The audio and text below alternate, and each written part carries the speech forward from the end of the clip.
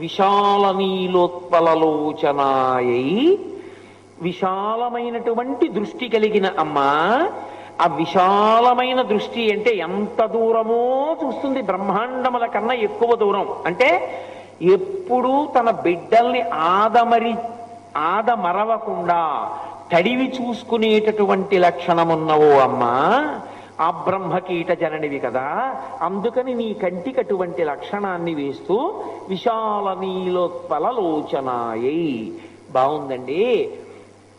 అంటే అమ్మవారి కన్ను ఎప్పుడూ ఇలాగే ఉంటుందా? దానికి అలా చల్లగా చూడడం ఒక్కటే తప్ప ఇంకే లక్షణము ఉండదా? అప్పుడు మరికొన్ని ఇబ్బందులు వచ్చి చేరుతాయి. అలా అంటే మూకశంకరులు చాలా గొప్పగా పూరించారు దీన్ని. ఈ నల్లకలు అంటే శంకర భగవత్పాదుల యొక్క ఆలోచనకి మరింత సమగ్ర స్వరూపాన్ని తీసుకొచ్చారు కటాక్ష శతకంలో మూకశంకరులు. నాకు జ్ఞాపకం ఉంటే ఆ శ్లోకాన్ని అంటాను. అందులో ఆయన ఒక మాట అంటారు, నీలోపిరాగమధికం జనయత్పురారే. అమ్మ, నీలోపి అంటే నల్ల కలువ. నల్ల కలువ నల్లగా ఉంటుంది. నల్లటి కలువలోంచి ఎర్రని రంగు రాకూడదు కదూ, అవునా కాదా? అది ఎర్రని కలువ అయితేనే ఎరుపు రంగు రావాలి. నల్ల కలువలోంచి ఎరుపు రంగు రాదని కదా నేను మీతో చెప్పాను. నల్ల కలువలోంచి ఎర్ర జీర రాకపోతే, ఎర్ర రంగు రాకపోతే, ఎరుపు దేనికి సంకేతమో తెలుసా? అనురాగానికి సంకేతం. అందుకే భార్య మీద వలపు కలిగిన కన్నులు లేదా భర్త మీద వలపు కలిగిన కన్నులు ఎరుపు జీరతో ఉంటాయి అని శాస్త్రం. మరి ఎరుపు జీర రాకపోతే అమ్మా, నీకు పరమేశ్వరుని యందు ఉన్నటువంటి ప్రేమని ఎరుపుతో ఎలా ఆవిష్కరించడం కుదురుతుంది? అది నల్ల కలువే అయిపోతే, అసలు ఎప్పుడు ఎరుపు రాకపోతే. అంటే మూకశంకరులు అన్నారు, ఇది సృష్టిలోనే విచిత్రమమ్మా. నీలో అపి, అపి అంటే కూడా, అయి కూడా అని అర్థం సంస్కృతంలో. నీలోపి నల్ల కలువ అయ్యుండి కూడా రాగమధికం జనయం పురారే, పురములను పడగొట్టినటువంటి పురారి అయినటువంటి పరమేశ్వరుని యందు వలపు రగిలించగలిగినటువంటి కనపడని ఎరుపు కాంతులు ఒక్క పరమశివుడికి మాత్రమే కనపడగలిగిన ఎరుపు కలిగిన కన్నులు నీవమ్మా. ఆ ఎరుపు మాకు కనపడకూడదు. అందులో పవిత్రత ఏమిటో తెలుసా? అమ్మని కామంతో చూడడానికి అర్హత ఉన్నది నాన్నగారికి ఒక్కరికి. నా తల్లి మా అమ్మని అనురాగ భావనతో చూసేవారెవరు? మా నాన్నగారు ఒక్కరే. మా నాన్నగారు ఒక్కరిది అధికారం మా అమ్మను అలా చూసే అధికారం. మా అమ్మ మా నాన్నగారి పట్ల అనురాగంతో చూసేటటువంటి అధికారం మా అమ్మకే ఉంది నాన్నగారి మీద. అలాగా మా అమ్మ మా వంక చూస్తే నల్లని చూపులు, చల్లని చూపులు, కరుణతో కూడిన చూపులు, ప్రేమతో కూడిన చూపులు. అందుకని అసలు మా అమ్మ కన్నులలో అనురాగపు చూపులు, మా అమ్మ కన్నుల వలపు చూపులు మాకు కనపడవు. ఎందుకవి మా నాన్నగారికే కనపడతాయి. అది పవిత్రత కదూ. అది మా నాన్నగారికే కనపడడం పవిత్రత. అందుకని మాకెప్పుడూ నల్ల కలువ కనపడుతోంది, కానీ ఎర్రతనం ఉంది, అనురాగం ఉంది, శృంగార రసం ఉంది. అది ఎవరికి కనపడుతుందో తెలుసా? ఒక్క పురారికే కనపడుతుంది. మీకు నాకు ఎందుకు కనపడ్డం? అసలు ఆవిడ శివకామ సుందరి, ఆవిడ పరమేశ్వరునికి ఇల్లాలు, మనకి జగజ్జనని మన అమ్మ. మన అమ్మ మన వంక చూడవలసింది నల్లగా, మనం మన అమ్మ వంక చూడవలసింది చల్లగా. మనకెందుకు ఆ ఎరుపు? అమ్మ కళ్ళల్లో ఎరుపు మనకి కనపడనూకూడదు. మనం అమ్మవారి కన్నుల వంక చూసేటప్పుడు ఎరుపు చీరతో చూడనూకూడదు. అందుకని నీకు అనవసరం కాబట్టి నీకు కనపట్టలేదు. ఎవరికి కనపడాలో వాడికి కనపడుతోందా ఎరుపు చీర అన్నారు. అపి అమ్మ నల్ల కలువ ఈ ఉండి పురారికి మాత్రం ఎరుపు కనపడుతోంది. మరి మాకెందుకు కనపట్టలేదండి అని మీరు అడగకూడదు, నేను అడగకూడదు. మనం బిడ్డలం కాబట్టి మనకు ఎలా కనపడుతుంది కదా? మీరు అందుకున్నారనుకుంటున్నాను నేను. ఇంతకన్నా స్పష్టంగా చెప్పడం బాగుండదు. కాబట్టి నీలోపి రాగమధికం జనయం పురారే. ఇంకా చిత్రం ఏమిటో తెలుసా అమ్మ? నీ కన్నులకున్న లక్షణం నల్ల కలువలా ఉంటాయి కదా. లోలోపి భక్తి మధికం దృఢయం నరాణం. మూకశంకరులు అంటున్నారు, ఎప్పుడు చూస్తూ ఉంటుంది కదా, ఇలా తిప్పుతూ ఉంటుంది కళ్ళు. ఇలా ఈ చివరి నుంచి ఈ చివరి వరకు తిప్పితే చించలత్వం కదా. ఎప్పుడు తిరగడం అంటే ఏమిటంటాం? చించలత్వం అండి అంటాం. చించల నేత్రములు ఎప్పుడూ తిరుగుతూ ఉంటాయి. ఎప్పుడూ తిరుగుతున్న కళ్ళకి స్థిరత్వం ఎక్కడుంది? మరి దోషం రాలేదా అంటే ఆయన అన్నారు, అదే అమ్మా నీ కళ్ళకున్న గొప్పతనం. ఆ కన్నులు తిరుగుతూ ఉంటాయి. ఆ కన్నులు తిరుగుతూ మా మనసులలో కదలకుండా నిలబడగలిగిన భక్తిని ప్రసాదిస్తాయి. మీరు చూడండి, కొన్ని తిరుగుతాయి, కొన్ని తిరుగుతూ తిరగకుండా ఉండగలిగిన లక్షణాన్ని మీకు ఇస్తాయి. సైకిల్ చక్రాలు తిరుగుతూ ఉంటాయి. సైకిల్ మీద కూర్చున్నవాడు మాత్రం అలాగే ఉంటాడు. ప్రయాణం నడిచిపోతుంటుంది, కానీ ఆయన ఏమి ఊరికే తిరిగి సైకిల్ చక్రం తిరిగినట్టు ఆయన ఇలా తిరుగుతాడేమిటి? ఆయన ఏం తిరగడం. అది తిరుగుతూ మిమ్మల్ని అలాగే కూర్చోబెట్టి గమ్యానికి తీసుకెళ్ళిపోతాయి. నేను కారెక్కాను, ఇక్కడికి రావడానికి కారెక్కి నేనేం చేశాను? కూర్చున్నానంటే. నేనేమీ చేయలేదు, నేను కూర్చున్నాను. నేనేం పరిగెత్తలేదు, కాళ్ళు కదపలేదు, హాయిగా అలా కూర్చున్నాను. కదిలినవి చక్రాలు కదిలే, కారు కదిలింది. కారు కదిలినా నేను కూడా కారుతో పాటు ఏమీ కదిలిపోలేదు. ఇలాగా కూర్చున్నా నేను వచ్చేసాను ఇక్కడికి. అవి కదులుతూ నేను కదలకపోయినా నన్ను కదిపేసి యానాన్ని తీసుకొచ్చేసినట్టు అమ్మా నీ కన్నులు కదులుతూ నాలో కదలిక లేని స్థితిని తీసుకొస్తాయి. అది చిత్రం. లోలోపి భక్తిమధికం జనయం ధడయం జనానాం. భక్తి అన్నమాట అర్థం ఏమిటి? ఒకే వస్తువు మీద అటు ఇటు తిరగకుండా దృష్టి, దాని మీదే దృష్టి నిలబడింది అనుకోండి భక్తి అంటారు. ఎక్కడికి వెళ్ళినా ఏది చూసినా భగవంతుడే కనపడుతున్నాడు అనుకోండి, అది భక్తి. నోటితో చెప్పడం కాదు, అనుభవంలోకి వస్తే భక్తి. ఏది చూస్తున్నా అది ఏ ఇతర రకములైన ఉద్వేగాన్ని కల్పించకుండా భగవద్దర్శనమునకు హేతువు కావాలి. అది విచిత్రంగా ఉంటుంది, నోటితో చెప్పినంత తేలిగ్గా ఉండదు. అందుకే చెప్పిన వాడి కన్నా విన్నవాడిలో భక్తి పెరిగిపోతుంది. ఒక్కసారి ఒక తల్లి పిల్లవాడిని కూర్చోబెట్టి రోజు భగవంతుడి గురించి చెప్తూ ఉండేది. ఒరే నాన్న, దేవుడు ఎప్పుడు చూస్తూ ఉంటాడరా, మన గురించే వింటూ ఉంటాడు, మనం ఆయన్ని పిలిస్తే పలుకుతాడరా అని చెప్తూ ఉండేది. ఒకరోజు సాయంకాలం అయింది, విపరీతంగా మబ్బు పట్టి మెరుపులు మెరిసి పిడుగులు పడుతున్నాయి. అరే పిల్లవాడు భయపడతాడేమో స్కూల్ నుంచి రావడానికి, ఇంత మెరుపులు మెరుస్తున్నాయి, ఇంత పిడుగులు పడుతున్నాయని 1-2 సందుల అవతల ఉంది స్కూల్. ఈవిడ గబగబా వెళ్ళి మెరుపులు మెరుస్తున్నాయని 2 గొడుగులు పట్టుకెళ్ళి ఒకటి తను వేసుకుని ఒకటి పిల్లాడికి ఇచ్చి తీసుకొచ్చేస్తోంది ఇంటికి. తీసుకొస్తుంటే మెరుపు మెరిసినప్పుడల్లా వాడు నిలబడుతున్నాడు. తల్లండి, ఎందుకురా మెరుపు మెరిసినప్పుడల్లా నిలబడతాయేమిట్రా, గబగబా నడి ఇంటికి అంది. అంటే వాడన్నాడు, అమ్మా నువ్వే కదూ చెప్పావు భగవంతుడు ఎప్పుడూ మనని చూస్తూ ఉంటాడని. భగవంతుడికి కోరిక పుట్టిందమ్మా, ఇవాళ నేను నీతో కలిసి వస్తుంటే ఫోటో తీసుకోవాలనుకున్నాడు. ఫోటో తీసే ఫ్లాష్ వస్తుంది కదూ, మన ఇద్దరిని ఫోటో తీస్తున్నాడు. తీస్తుంటే నేను కదిలిపోతే ఎలాగమ్మా, అందుకు నేను నిలబడ్డానమ్మా దేవుడు ఫోటో తీసుకోవడానికి అన్నాడు. అంటే చెప్పిన తల్లి కన్నా వాడిలో ఎంత కుదురుకుపోయిందో చూడండి భక్తి.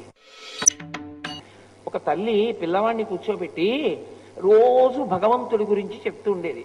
ఒరే నాన్న, దేవుడు ఎప్పుడు చూస్తూ ఉంటాడరా, మన గురించే వింటూ ఉంటాడు, మనం ఆయన్ని పిలిస్తే పలుకుతాడరా అని చెప్తూ ఉండేది. ఒకరోజు సాయంకాలం అయింది, విపరీతంగా మబ్బు పట్టి మెరుపులు మెరిసి పిడుగులు పడుతున్నాయి. అరే పిల్లవాడు భయపడతాడేమో స్కూల్ నుంచి రావడానికి, ఇంత మెరుపులు మెరుస్తున్నాయి, ఇంత పిడుగులు పడుతున్నాయని 1-2 సందుల అవతల ఉంది స్కూల్. ఈవిడ గబగబా వెళ్ళి మెరుపులు మెరుస్తున్నాయని 2 గొడుగులు పట్టుకెళ్ళి ఒకటి తను వేసుకుని ఒకటి పిల్లాడికి ఇచ్చి తీసుకొచ్చేస్తోంది ఇంటికి. తీసుకొస్తుంటే మెరుపు మెరిసినప్పుడల్లా వాడు నిలబడుతున్నాడు. తల్లండి, ఎందుకురా మెరుపు మెరిసినప్పుడల్లా నిలబడతాయేమిట్రా, గబగబా నడి ఇంటికి అంది. అంటే వాడన్నాడు, అమ్మా నువ్వే కదూ చెప్పావు భగవంతుడు ఎప్పుడూ మనని చూస్తూ ఉంటాడని. భగవంతుడికి కోరిక పుట్టిందమ్మా, ఇవాళ నేను నీతో కలిసి వస్తుంటే ఫోటో తీసుకోవాలనుకున్నాడు. ఫోటో తీసే ఫ్లాష్ వస్తుంది కదూ, మన ఇద్దరిని ఫోటో తీస్తున్నాడు. తీస్తుంటే నేను కదిలిపోతే ఎలాగమ్మా, అందుకు నేను నిలబడ్డానమ్మా దేవుడు ఫోటో తీసుకోవడానికి అన్నాడు. అంటే చెప్పిన తల్లి కన్నా వాడిలో ఎంత కుదురుకుపోయిందో చూడండి భక్తి. వాడికి మెరుపులో పరమేశ్వరుడు కనపడ్డాడు వాడికి. ఇది చెప్పిన తల్లిలో అంత భావన కుదురుకోలేదు. అది మనం చెప్పలేం. ప్రహ్లాదుడికి తల్లి కడుపులో ఉండగా నారదుడు భక్తి బోధించాడు. నిలబడిందా లీలావతికి? ప్రహ్లాదుడికి నిలబడింది. కాబట్టి ఒక్కొక్కసారి ఆశ్చర్యంగా ఉంటుంది. ఇన్ని ప్రవచనాలు చేశాను, ఇన్ని వేల ప్రసంగాలు చేశాను నేను. ఇన్ని వేల ప్రసంగాలు చేసిన నా భక్తి కన్నా అసలు నా సభలలో ఎప్పుడూ పాల్గొనే అలవాటు ఉన్న వాళ్ళకి పెరిగిపోయినంత భక్తి నాకు ఉందా అనిపిస్తుంటుంది నాకు ఒక్కొక్కసారి. అలా పెరిగిపోయే వాళ్ళు ఉంటారు. అది లోకంలో మర్యాద, ఒక్కొక్కరి అదృష్టం, అది సంస్కారం, ఈశ్వరానుగ్రహం, గురువానుగ్రహం, అలా పెరుగుతుంది భక్తి. కాబట్టి అమ్మవారి కన్నులు తిరుగుతూ ఉంటాయి. భక్తి ఎందేమవుతుంది? ఎప్పుడూ పరమేశ్వరుని ఎందే దృష్టి ఉంటుంది. అంటే సంతత తైలధార అంటారు భక్తిని. ఒక నూనె ధార పడుతున్నప్పుడు జిగురుగా ఎలా పడిపోతుందో, భక్తి కలిగిన వాడి హృదయం ఏ పని చేస్తున్నా భగవంతుడి మీదే నిలబడుతుంది.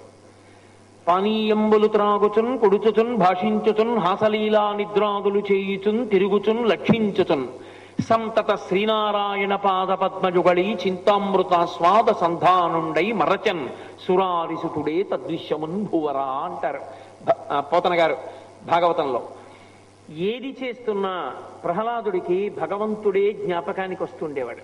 అంటే మనసు కదలకుండా ఈశ్వరుణ్ణి పట్టుకుంటోంది ఏ పని చేసినా.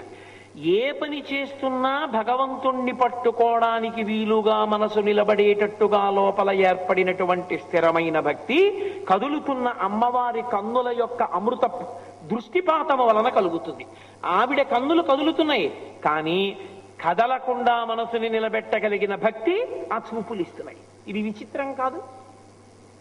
నల్లని కలువయ్యుండి పరమేశ్వరుని యందు ఎర్రని అనురాగమును కురిపించడం. నల్లని కలువయ్యుండి అమ్మవారి కన్నులు తిరుగుతూ మన యందు ఎప్పుడూ తిరిగే అలవాటు ఉన్నటువంటి మనస్సుని తిరగకుండా నిలబడగలిగిన లక్షణాన్ని ఇవ్వడం. అసలు తిరిగేది ఏది అంటే మనసు. మనసు ఎట్టి పరిస్థితులలోనూ ఒక చోట ఉండదు. దానికి చాలా మంది ఓ ప్రశ్న ఇస్తుంటారు, ఏమంటే ఏదో నెలాళ్ళ నుంచి చాలా సాధన చేద్దాం అనుకుంటున్నాను, మనసు నిలబట్టలేదండి, ఏం చేయనంటారు. అంటే నేను తరచుగా వాళ్ళతో ఓ మాట అంటుంటాను, మీరు మొదటి విజయం నాళ్ళు మీకు తెలియదుగా, మీ వదిలిపోతోంది, మీ మనసు నిలబట్టలేదన్న విషయం మీకు తెలియదు. మీ మనసు నిలబట్టలేదని మీకు తెలిసింది, అంటే మీ మనసుని పరిశీలించడం మీకు వచ్చింది ఇప్పుడు. అది మొదటి విజయం కదా. అసలు రోగం ఏమిటో డాక్టర్ గారు కనిపెట్టడం ఆయన మొదటి విజయం. అసలు రోగం ఏమిటో తెలిస్తే విరుగుడికి మందన్నా ఇవ్వచ్చు, ఈ రోగం కుదరదనన్నా చెప్పచ్చు. అసలు రోగం తెలియకుండా వైద్యం చేస్తే కొత్త రోగాలు వస్తాయి కాదు. రోగం తెలియడం మొదటి విజయం అయినట్టే అసలు మనసు నిలబట్టలేదని తెలుసుకోవడమే మొదటి విజయం. ఆ తర్వాత నిలబెట్టే ప్రయత్నం చెయ్యొచ్చు. దేని మీదకి పోతోంది, ఎందుకు పోతోంది, ఎలా వెనక్కి తీసుకురావాలి, గురువు గారు చెప్తారు. కానీ అసలు కదులుతోందన్న విషయం తెలియకుండా నా అంత భక్తుడు లేడంటుంటే ఇక వాడిని ఉద్ధరించేవాడు వాడు లోకంలో. మనసు నిలబడదు, అది దాని లక్షణం. మీరు ఏం చేస్తుండంటే అది ఇంకో చోటుకి ఎడుతుంది. ఎందుకంటే అది సంకల్ప వికల్ప సంఘాతము. కొన్ని కోట్ల జన్మలుగా దానికి అంత వేగాన్ని మనం అలవాటు చేసేసాం. అలవాటు చేసి ఇప్పుడు దాన్ని నిలబెడదాము అన్నాం అనుకోండి, అది నిలబడదు. అది సాధ్యమయ్యే విషయం కాదు. 80 కిలోమీటర్ల వేగంతో వెళ్ళిపోతున్నటువంటి మోటార్ సైకిల్కి బ్రేక్ వేస్తే కాకినాడ వైపు పెడుతున్న దాని ముఖం 80 వైపు తిరుగుతుంది, ఇలా తిరిగి. అంతేగాని 80 కిలోమీటర్ల వేగంతో పెడుతున్న దాన్ని బ్రేక్ వేస్తే ఎక్కడున్నది అక్కడ నిలబడిపోదు. 10 కిలోమీటర్ల వేగంలో పెడుతున్న దాన్ని ఆపితే ఎక్కడున్నది అక్కడ ఆగుతుంది. అసలు దాని వేగం తగ్గించాలి, లేకపోతే అది అలా తిరుగుతూ ఉంటుంది, దానికి అది అలవాటు అయిపోయింది. కాబట్టి మీరు చూడండి, పూజ చేస్తుంటే ఓం కేశవాయ నమః అక్కడ ఉంటుంది, ఓం నారాయణాయ నమః. సాయంకాలం 5:15కి బయలుదేరితే 1/2 గంట లేట్ అయిపోతుంది యానం వెళ్ళడం. 5:30కి బయలుదేరితే 5:30కి అవుతుందా? సంధ్యావందనం అవ్వాలి, స్నానం అవ్వాలి, ఆఫీసు నుంచి రావాలి, పంచ కట్టుకోవాలి, కారు ఎక్కాలి. ఎక్కడవుతాయి ఇన్ని? తప్పదు, 1/2 గంట లేట్ అయితే అయింది, మనం ఏం చేయగలం? ఇంకంతకన్నా మన చేతిలో లేదు. ఈలోగా మామాలన్నీ అయిపోయాయి. ఇది ఎక్కడుంది? యానం 6:30కి వెళ్ళడానికి ఏం చెయ్యొచ్చు అన్నది ఆలోచిస్తోంది. అంటే ఇది కారు, పంచ కట్టుకోవడం, ఇవన్నీ ఇది ఆలోచిస్తోంది. ఇక్కడ నోరు నామని చెప్పింది, ఇది పూలు వేసింది, అయిపోయింది పూజ. అంటే మనస్సుకి వెళ్ళిపోయే లక్షణం ఉన్నది. వెళ్ళిపోయే లక్షణం ఉన్న మనసు చంచలత్వము, అది కదిలి వెళ్ళిపోతుంది ఎప్పుడు, అది నిలబడదు ఒక చోట. అమ్మవారి కన్నులు నిలబడవు, ఇలా తిరుగుతుంటాయి. తిరిగే అలవాటు ఉన్నటువంటి అమ్మవారి కన్నులను ఎవడు ధ్యానం చేస్తాడో వాడికి మనసు నిలబడ్డం అలవాటు అవుతుంది. అది చిత్రం కాదు? తిరిగేది అంతకన్నా వేగంగా తిరిగేదాన్ని నిలబెడుతోంది. ఇది నీకు అమ్మా నీ కన్నులకున్న శక్తి. కాబట్టి లోలోపి భక్తిమధికం దృఢయం నరాణం. భక్తుల యొక్క మనసులను నిలబెట్టి భక్తి మీద నిలబెట్టేస్తోందమ్మా నీ మనసు. నీ కన్ను ఎంత గొప్ప కన్నమ్మా, అది నల్లకలువగా ఉండి ఎంత ఉపకారం చేస్తోంది. అక్కడతో ఊరుకుందా? ఊరుకోదు. తల్లి, నీ కన్ను చేసేటటువంటి మరొక మహోపకారం ఏమిటో తెలుసా? వక్రోపి దేవి నమతాం సమతాం వితన్వన్. వక్రోపి, వక్రోపి అంటే వంకర టింకరులుగా ఉండుట. అమ్మవారి చూపు ఇలా చూసేటప్పుడు ఇలా చూస్తుంది, ఇలా చూస్తుంది, ఇలా చూస్తుంది. చూసేటప్పుడు అదే సరళ రేఖలా ఓ గీతలా ఏముండదు. ఇలా ఇలా ఇలా ఇలా చూస్తుంది, వంకర వంకరగా ఉంటుంది కదా. మరి చూపు ఇలా తిప్పినప్పుడు ఇలా వంకరగా తిరిగిందా లేదా? వంకర చూపులు అంటారు. మరి అమ్మవారు ఇక్కడి నుంచి ఇక్కడికి ఇలా చూస్తే చూపు ఇలా గీసినప్పుడు వంకరగా ఉందిగా. అయినా అమ్మ గొప్పతనం ఏమిటో తెలుసా నీ చూపుకి? ఇలా తిప్పినప్పుడు ఇలా పడ్డ నీ చూపు ఎవరి మీద పడుతోందో, ఎవడు భక్తితో ఆ చూపులలో పడుతున్నాడో వాడికి నమతాం, నీకు నమస్కరించి నీ కన్నుల చూపుల మీద పడేటట్టు నిలబడిన వాడు సమతాం వితన్వన్. వాడికి అన్నిటి యందు సమానమైన వస్తువుని చూడడం అలవాటవుతోంది. అన్నిటి యందు సమానముగా ఉండేదేది? ఆత్మ.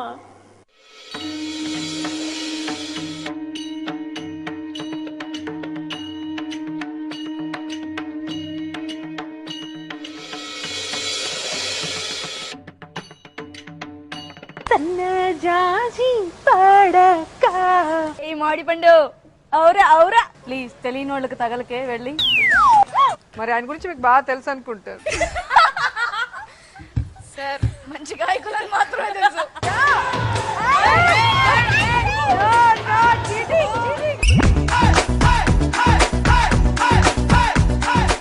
సమర్పిస్తున్న వారు హైదరాబాద్ కొత్తపేటలో సరికొత్త షాపింగ్ ప్రపంచం సౌత్ ఇండియా షాపింగ్ మాల్.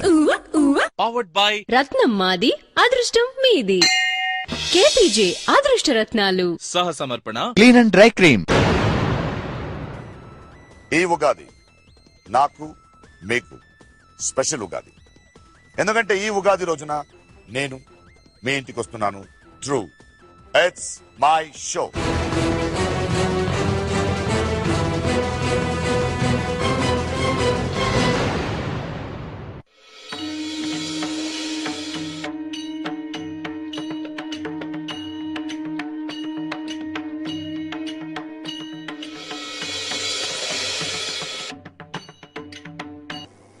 అన్నిటా ఆత్మను చూడగలుగుతున్నాడు.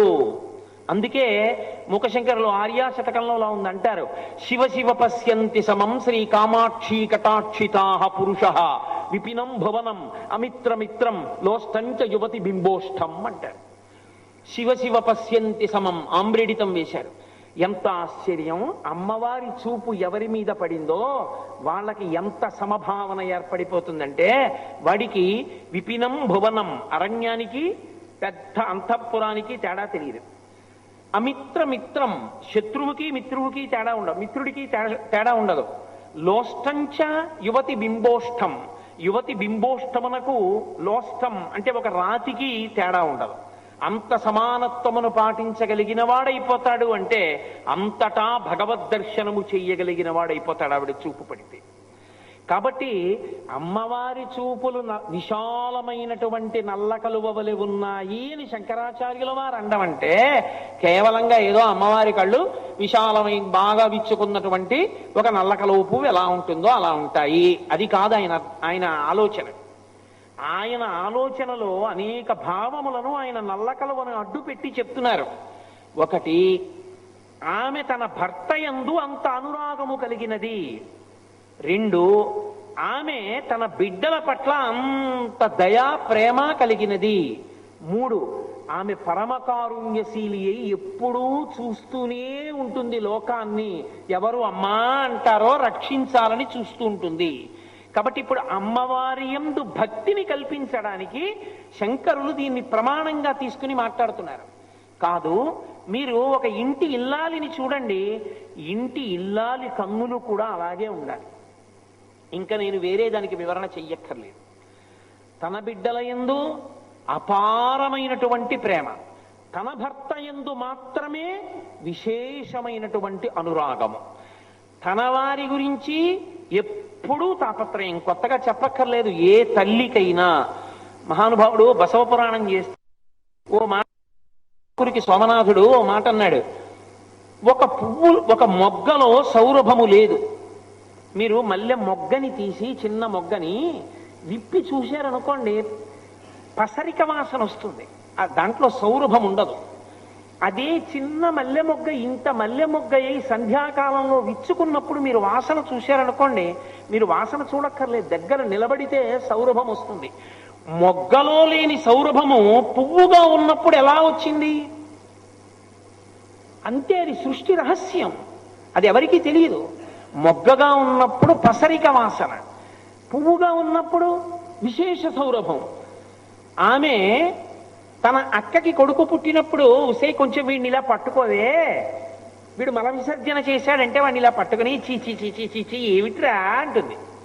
తనకి పిల్లాడు పుడితే నా బంగారు కొండ అని వాడి రెండు కాళ్ళు పైకెత్తి వాడి అశుద్ధాన్ని కూడా తుడిచేస్తుంది. అది అమ్మ ప్రేమ. ఎప్పుడు వచ్చింది ఆవిడికి అంత ప్రేమ అని మీరు నన్ను అడిగితే నేనేం చెప్తాను? మల్లె మొగ్గలో పసరికతనం పోయి మల్లె పువ్వులో సౌరభం వచ్చినట్టు మాతృత్వముతో పాటు ఆ ప్రేమ వచ్చేస్తుంది అంతే. దానికి కొత్తగా ట్రైనింగ్ స్కూల్స్ ఉండవు. అది ఏ తల్లికైనా ఏ ఇంటనైనా ఉంటుంది. అది లేనివాడు సృష్టి లేదు, అసలు నిలబడవు కుటుంబాలు, అసలు లోకం నిలబడదు. కాబట్టి అమ్మవారికే కాదు ప్రతి ఇంట ఉంది ఇది. అమ్మవారి అంశ ఉంది ప్రతి స్త్రీలో, అయ్యవారి అంశ ఉంది ప్రతి పురుషుడిలో.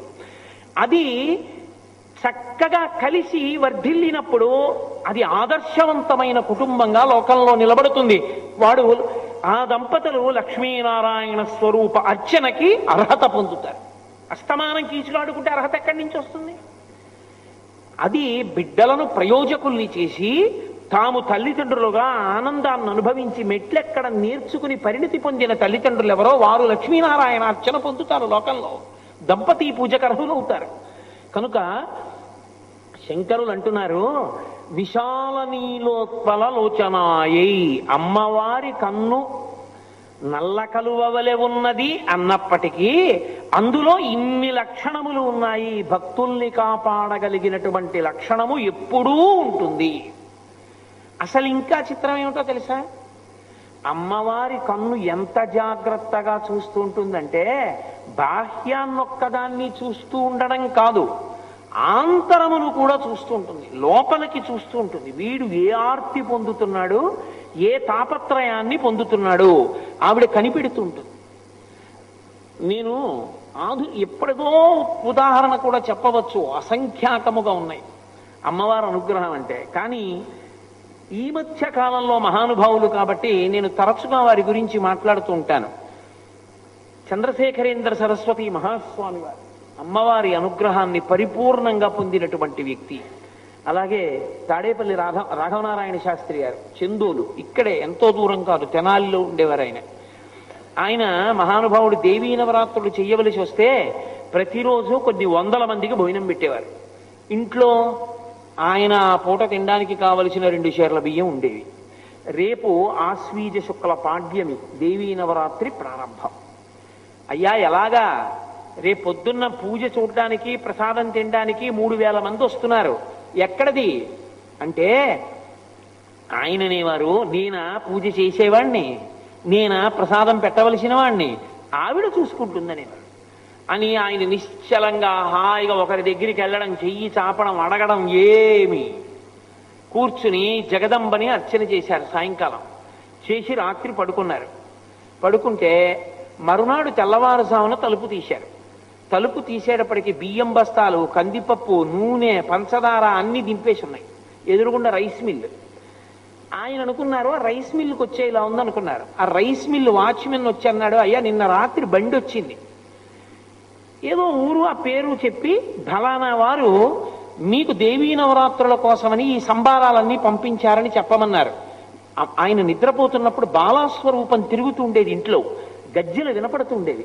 ఆయన శరీరం, ఆయన ప్రాణం వదిలిపెట్టేసిన తర్వాత ఆయన భౌతిక శరీరాన్ని కాలుస్తుంటే అందులోంచి బాలాస్వరూపం పైకి లేచింది. ఆ ఫోటోలు కూడా ఉన్నాయి ఇప్పటికీ. అంతటి మహానుభావుడు తాడేపల్లి రాఘవనారాయణ శాస్త్రి గారంటే. రాత్రి దింపారండి అన్నారు. ఆయన తెల్లబోయి ఆ ఊర్లో ఆయన ఎవరు విచారణ చేయమన్నారు. అసలు ఆ ఊరు లేదు, ఆ ఊళ్ళో అటువంటి పేరున్న వాడు లేడు. అమ్మవారు పంపించింది అంతే. దేవీ నవరాత్రులు అయిపోయాయి, ఏకాదశి వచ్చేసింది, ద్వాదశి వచ్చేసింది. ఏం చెయ్యాలి? అయ్యా 200 కేజీలు బియ్యం మిగిలిపోయాయి, ఇంత పసుపు ఉండిపోయింది, ఇంత కుంకం ఉండిపోయింది, ఇంత జీడిపప్పు ఉండిపోయింది, శుభ్రంగా పులిహార వండేసేయండి. ఏం చెయ్యం ఇంత పులిహార? ఊళ్ళో వాళ్ళకి పంచిపెట్టేసేయండి. అలా వెళ్ళిపోతున్న బస్సులను ఆప్ చేసి బస్సుల్లో ఉన్న వాళ్ళందరికీ ప్రసాదం పెట్టేయండి. మరి ఎల్లుండి తినడానికి మనకి అమ్మవారు ఇస్తుందిరా, నీకెందుకు నాకెందుకురా అనేవారు. అది రాఘవనారాయణ శాస్త్రి గారి జీవితం అంటే. మహాపురుషులు అలా జీవించారు. వాళ్ళు స్వార్థంతో నాకని పట్టుకెళ్ళింది లేదు. పరమేశ్వరుడు ఉన్నాడు, పరదేవత ఉందని నమ్ముకు బతికారు. వాళ్ళ జీవితాలు అలాగే మల్లె పువ్వుల్లో వెళ్ళిపోయాయి.